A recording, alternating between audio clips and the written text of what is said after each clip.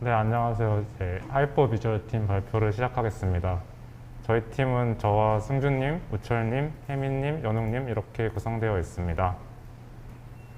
먼저 목차를 살펴보시면은 첫 번째로 이제 연구 목적이랑 저희 주제에 대해서 말씀을 드릴 거고, 두 번째로는 저희 주제인 온체인 데이터를 어떻게 수집하는지 그 얘기를 나누고, 마지막으로는 저희가 어떤 결과물을 만들었고 만들고 있는지를 이야기를 하려고 합니다. 먼저 저희 주제는 온체인 데이터를 분석하고 시각화하는 것입니다. 이제 왜 온체인 데이터를 분석했냐 하면은 블록체인은 오픈형 데이터베이스라고 할 수 있습니다. 누구나 블록체인의 로우 데이터를 확인할 수 있고, 따라서 이론적으로 블록체인에서 일어나는 모든 일을 시각화할 수 있습니다. 그리고 데이터를 블록 트랜잭션 단위로 뜯어보면서 연구를 하게 되면은 저희 팀원들이 블록체인에 대한 이해가 높아질 것이라고 생각을 했습니다. 네. 그리고 데이터 시각화는 인사이트를 얻기 위한 가장 좋은 방법 중에 하나입니다. 이제 블록체인 데이터가 오픈형 데이터베이스인데 모든 블록 데이터가 다 의미를 갖기는 어렵습니다. 이제 그 중에서 어떤 의미를 얻어낼 수 있는지 그것을 시각화를 통해서 얻을 수 있는 경우가 많습니다. 그리고 대부분 사이트에서 제공하는 거는 주로 시계열 데이터인데, 시계열 시각화인데, 이제 트랜잭션의 발신자, 수신자가 모두 공개되어 있기 때문에 시계열뿐만 아니라 다양한 방식의 시각화를 구현을 할 수 있습니다. 그래서 저희가 온체인을 주제로 잡은 뒤 처음으로 이제 찾아봤던 게 거래소의 사례입니다. 이제 사실 블록체인을 가장 많이 사용하고 있는 분야가 거래소인데, 사실은 거래소에서는 블록체인을 실제로 많이 사용하고 있지 않아요. 그래서 구체적으로 보면은 사람들이 주로 하는 코인 구매, 매도, 매수 같은 거는 대부분 오프체인 거래, 즉 블록체인 바깥에서 그냥 서버의 데이터베이스를 가지고 거래가 이루어지는 경우가 대부분이고, 이제 특별한 경우에만, 이제 몇몇 경우에만 실제로 블록체인 위에서 거래가 이루어집니다. 이제 거래소마다 조금씩 차이가 있는데 대체적으로 이러한 과정을 가지고 있고요. 보통 개인 지갑에서 이제 블록체인과 연동된 지갑에서 거래소 입금용 지갑으로 연결해서 이게 거래소의 하드월렛에 들어가게 됩니다. 그리고 이제 하드월렛에 있는 상태로 이제 더 이상 온체인에서 많은 거래가 이루어지는 게 아니라 이제는 이제 사용자들, 거래소에 가입한 사람들의 데이터베이스 계정에 대해서 오프체인으로 거래가 많이 일어나고요. 그래서 이제 거래소마다 조금씩 차이가 있긴 한데, 하드월렛과 콜드월렛, 그래서 인터넷에 연결이 끊겨질 수 있는 그런 콜드월렛의 비율을 일정하게 유지를 하는데, 경우에 따라서는 2대8 또는 이제 하드월렛의 10% 미만의 자산만 보관하기도 한다고 합니다. 네, 거래소 안에서 코인 거래가 되게 많이 일어나는데, 일반 사람들이 앱을 통해서 하는 거래들은 대부분 말씀드렸다시피 오프체인 데이터를 통해서 하기 때문에 온체인 데이터로는 추적하기 어렵습니다. 이제 추적할 수 있는 경우를 찾아보면은 대표적으로 크립토컨트라는 그런 데이터 제공 업체에서 제공하는 거래소 외부랑 거래소 안에 오가는 거래들, 그때 말로 고래 같은 분들이 거래소에 직접 들어오는 그런 흐름 정도는 이제 온체인 데이터로 추적을 할 수 있습니다. 하지만 이것도 이제 거래소마다 어떤 지갑을 사용하는지는 공개되어 있지 않기 때문에 직접 찾아내야 되는 어려움이 있습니다. 이제 블록체인에서 가장 많이 하는 게 코인 투자이지만, 이를 분석하기 위해서는 앞서 살펴봤던 것처럼 온체인 데이터로는 좀 한계가 많이 있습니다. 그래서 온체인 데이터는 거래소의 데이터 분석보다는 블록체인 네트워크의 현황, 그리고 디파이 NFT와 같은 디앱 생태계를 분석하는 데 보다 적합하다고 판단을 했습니다. 네, 다음으로는 이제 온체인 데이터를 어떻게 수집하는지에 대해서 조금 살펴볼 것인데요. 이제 온체인 데이터, 특히 이제 저희는 온체인 중에서도 이더리움 데이터를 가지고 연구를 진행했기 때문에 이더리움을 얻는 방법들을 좀 적어놨는데, 대표적으로 다음과 같습니다. 일단은 직접 이더리움 노드를 돌려서 데이터를 얻는 방법이 있고요. 이제 이더리움은 사실 TPS가 높지 않기 때문에 데이터가 많지 않고, 그래서 웬만한 컴퓨터가 있으면은 풀로드라 하더라도 한 1테라 정도의 컴퓨터만 있으면은 개인용 컴퓨터에서도 돌릴 수 있습니다. 그래서 이더리움을 직접 돌려서 데이터를 얻는 방법이 가장 간단한 방법이라고 할 수 있겠고요. 하지만 이제 1TB가 없거나 또 이것을 노드를 24시간 돌리기 위해서는 클라우드 서비스를 이용하는 경우가 많은데, 이제 노드의 경우에도 이제 인프라 같은 업체에서 클라우드 노드를 제공을 하고 있습니다. 하지만 이 클라우드 노드는 직접 노드를 통신할 때만큼의 많은 기능을 제공하지 않고, 이제 좀 제대로 쓰려고 하면은 유료 모델을 사용할 수밖에 없습니다. 다음으로 노드를 직접 제공하는 건 아니지만 노드와 연결된 일부 API를 제공하는 업체들도 있는데, 뭐 듀온 애널리틱스, 디파이 펄스 같은 데도 돼서 이제 API를 제공하고 있습니다. 하지만 이것도 좀 제대로 쓰려면은 구독 모델을 사용해야 되고요. 다음으로 이제 구글 빅쿼리라는 빅데이터 분석을 하기 위해서 만들어진 툴이 있는데, 여기서 이제 이더리움 데이터를 지원을 해가지고 여기서 이더리움 전체 데이터, 지금 블록이 한 1200만 개 정도 되는데, 이제 트랜지션까지 하면 이제 몇억 개, 몇십억 개 같은 이 큰 데이터를 좀 빠르게 쿼리할 수 있는 그런 플랫폼을 제공을 하고 있습니다. 다음으로는 더그래프라는 그런 방법도 존재하는데, 더그래프는 이더리움 데이터 중에서 컨트랙트와 관련된 데이터, 특히 따라서 디앱이나 디파이에 대한 데이터를 수집을 할 수 있고요. 이 원리는 이제 스마트 컨트랙트는 이벤트를 발생시키는데, 그 이벤트를 구독하면서 이거를 잘 데이터베이스화 시키는 게 더그래프이기 때문에 그런 이벤트와 관련된 데이터를 편리하게 수집할 수 있는 방법이고, 이제 거래소 플로우 같은 거는 앞서 말씀을 드렸던 크립토컨트 API 같은 것을 이용할 수 있었습니다. 온체인 데이터의 예시로는 실시간 트랜잭션 데이터, 뭐 일단위, 주단위, 월단위 이런 데이터가 있고, 이제 트랜잭션도 컨펌된 트랜잭션이 있고 아직 컨펌되지 않은 메모리 풀에 있는, 혹은 이제 컨펌이 안 될 그런 트랜잭션들을 볼 수가 있고요. 그 다음에 이더리움, 비트코인 같은 온체인 거래량도 확인할 수 있고, 이제 특정 토큰이라고 하면 이제 이더리움 같은 네트워크 코인이 아닌 ERC20 같은 토큰을 지금은 이야기를 하는 건데, 이런 토큰들의 거래 양태들을 파악을 할 수 있고, 이제 그 외에도 덱스, 탈중앙 거래소, 디파이, 디앱 내 움직임, 뭐 스테이킹, 청산, NFT 발행과 같은 이런 디앱의 움직임들을 온체인 데이터라고 할 수 있습니다.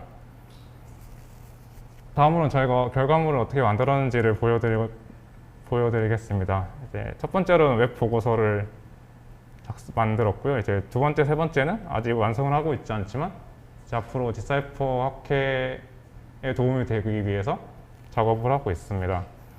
첫 번째로 이제 웹 보고서로 저희가 이름은 그림으로 보는 디파이라고 정해봤는데, 저희가 디파이를 선택한 이유는 디파이가 온체인 데이터를 분석하는 대상으로 가장 적합하기 때문입니다. 저희 보고서의 타겟 독자는 블록체인을 좀 알고 있으나 디파이가 낯선 사람들, 그리고 생각보다 이게 한글 디파이, 한글 디앱 자료가 많지 않아가지고 한글로 좀 보고서를 보고 싶어하는 사람들, 이런 분들을 독자 타겟으로 삼았고요. 형식은 데이터 시각화를 많이 활용한 보고서고, 이제 로이터 그래픽과 같은 좀 데이터 저널리즘, 인포그래픽을 활용한 그런 데이터 저널리즘의 형식을 좀 따라왔습니다. 주 내용은 이제 19년부터 21년까지 디파이가 어떻게 등장하고 발전했는지 그 양상을 살펴보고, 이제 디파이 프로젝트 중에서도 담보대출을 제공하는 아베, 컴파운드, 메이커다오의 여러 가지 통계 자료, 통계 분석을 담았고요. 그 다음에는 청산 사례를 직접 뜯어보는 내용도 담았고, 마지막으로 청산 시뮬레이션도 저희 보고서에 담았습니다.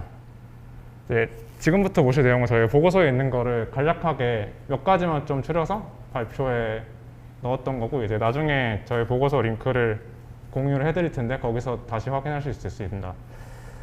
이거는 디파이의 역사, 그러니까 이더리움 디파이에서 가장 주요한 그런 프로젝트들의 현황을 시각적으로 표현을 한 거고요. 가장 먼저 시작한 건 메이커다오, 타일 스테이블 코인을 제공하는 메이커다오가 가장 먼저 출발을 했고, 한 2017년 말, 그 다음에 이제 유니스왑, 컴파운드, 아베 같은 순으로 이제 디파이가 발전을 해왔습니다.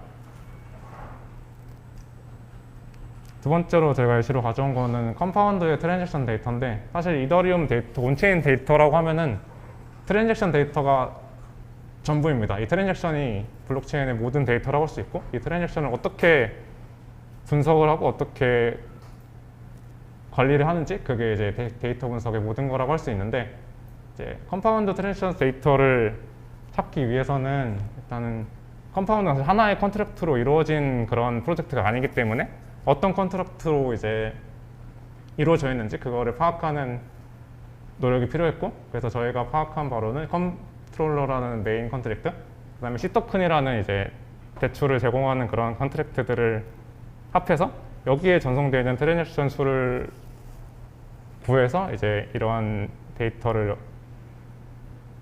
수집을 했고요. 이제 그래프를 보시면은 몇몇 시점들에서, 특정 시점들에서 컴파운드 이용이 급증했던 것을 확인을 할 수 있습니다. 두 번째로 이제 컴파운드 예치된 토큰들, 그 중에서도 다이와 랩드 이더, 랩드 BTC는 이제 이더와 비트코인을 이제 ERC20 형태로 바꾼 것을 의미하는데, 이것의 수를 가지고 그래프를 그려봤고요.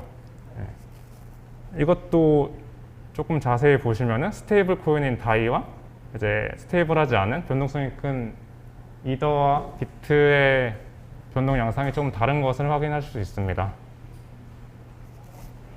그리고 이제 컴파운드와 에이브, 메이커다오의 사용자 수로도 저희가 그래프를 그려봤는데, 사용자 수를 보시면은 2020년 4분기에 컴파운드 사용자가 급증한 것을 볼 수 있고, 이게 세 플랫폼을 비교해 봤을 때 컴파운드 사용자가 좀 압도적으로 많은 것을 확인을 할 수 있습니다.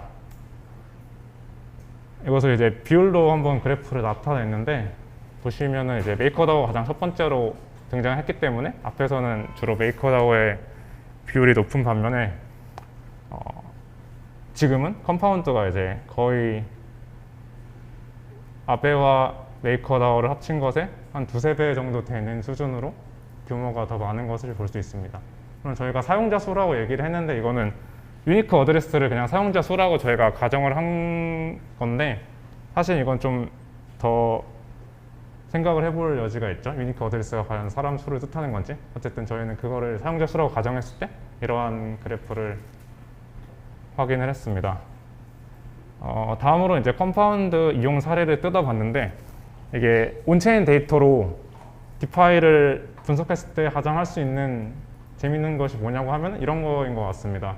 사람들이 디파이라는 것은 결국에는 블록체인 위에서 돌아가는 금융 서비스 같은 건데, 어떤 사람이 어떤 서비스를 이용했는지를 모두 알 수가 있어요. 이제 컴파운드 데이터는 뭐 암호화가 돼서 올라오거나 이런 게 아니기 때문에 어떤 사람이 얼마를 예치하고 얼마를 빌리고, 그리고 왜 언제 또 청산을 당했는지 이런 거를 직접 알 수가 있는데 또 굉장한 특징인데, 저희가 청산당한 사례 하나를 찾아가지고 거꾸로 이제 역추적해서 이 사람이 언제 얼마를 빌리고 얼마를 대출했는지를 한번 시각적으로 표현을 해봤습니다.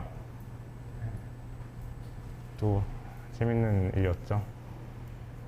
다음으로 이제 저희가 청산 계산기도 한번 작업을 해봤는데, 이제 디파이라는 것은 모든 프로토콜, 모든 구형 코드가 오픈소스로 공개된 형태로 나타나기 때문에 어떤 로직으로 대출을 하고 청산을 하는지를 다 파악을 할 수 있어요. 그래서 저희도 이제 청산 로직을 분석을 해서 이 사람이 지금 대출 상태에서 청산을 당할지 안 당할지 이런 것을 판단해주는 그런 계산기를 만드는 작업도 해봤습니다.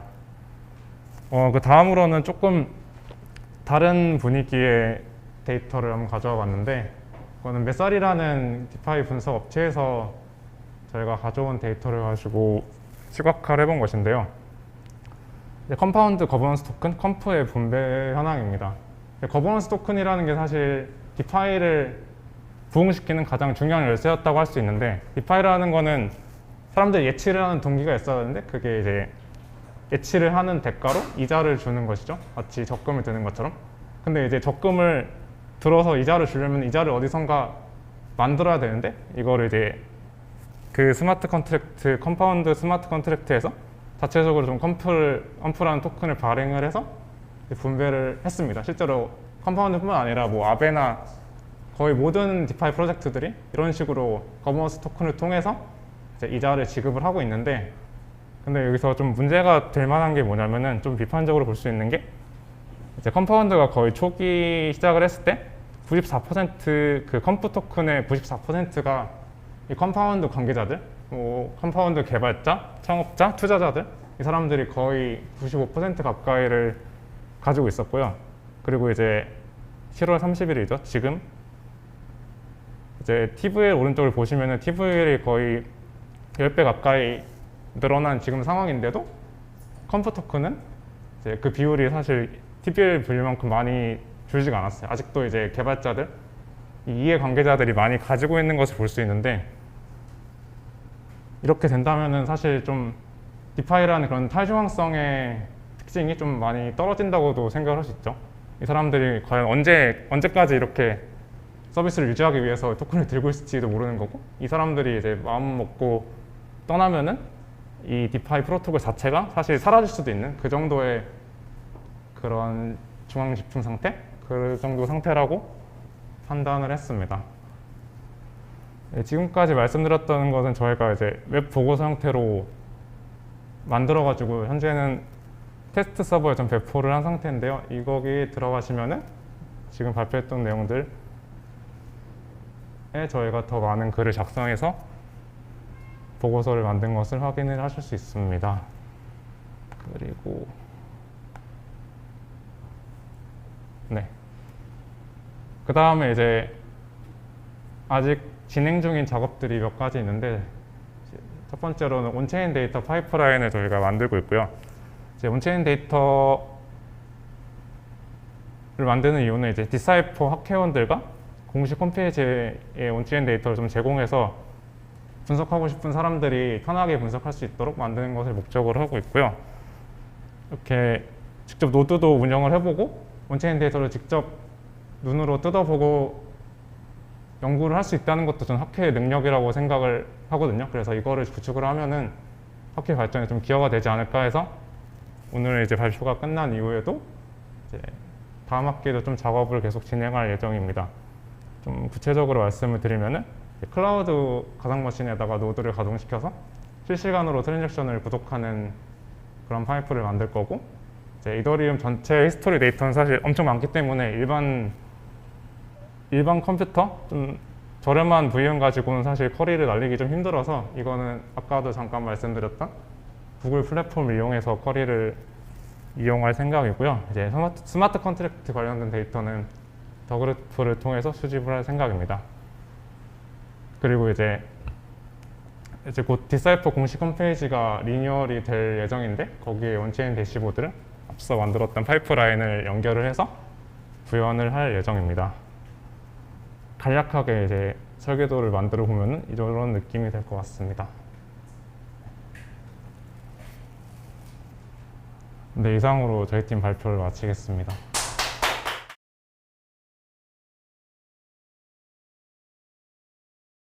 온체인 데이터를 직접 분석을 하는 게 블록체인 공부하는 데 가장 큰 도움이 될 거라고 생각을 했고요. 아무리 좀 책을 읽고 DApp을 만들고 이렇다고 해도 직접 좀 블록을 까보고 트랜잭션을 보지 않으면은 이게 이 네트워크가 어떻게 돌아가는지를 이해할 수 없다고 생각했기 때문에 이 주제로 좀 제안을 했었고, 이렇게 다행스럽게도 많은 분들이 공감을 해주셔서 프로젝트를 하게 됐습니다.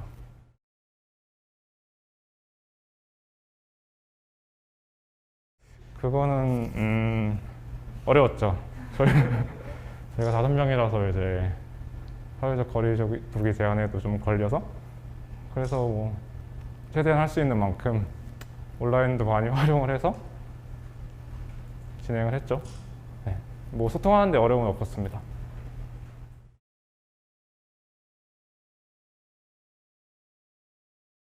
사람들이 블록체인 많이 하고, 또 저희가 이제 디파이 쪽으로도 많이 봤는데, 이제 뭔가 말로만 듣던 것들이 지금 이제 현재 어느 정도까지 와 있고, 그리고 이게 어느 정도 가능성이 있다라는 거를 이제 이번 프로젝트 공부하고 데이터를 보면서 좀 더 많이 깊게 한 것 같아요.